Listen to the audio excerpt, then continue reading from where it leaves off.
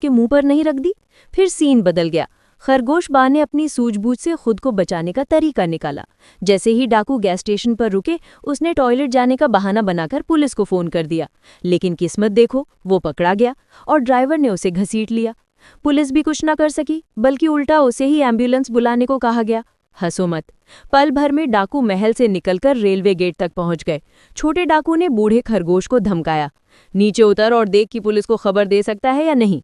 खरगोश बा मान गया, लेकिन जैसा कि सब जानते हैं, जब हालात ठीक लगते हैं तभी कुछ गड़बड़ जरूर होती है। और सचमुच 1 सेकंड बाद ही टक्कर हो गई। कार के पुर्जे जमीन पर बिखर गए। डाकू तो सही सलामत रहे, लेकिन मरम्मत की जिम्मेदारी फिर उसी बेचारे खरगोश बा पर आ गई। उसने पानी पीने जैसी आसानी से कार ठीक कर दी, पर एक टायर गायब था। डाकुओं ने परवाह नहीं की, तो उसने खुद टायर बनकर कार को खींचा। 180 किलोमीटर प्रति घंटे की रफ्तार से सड़क पर दौड़ पड़ा।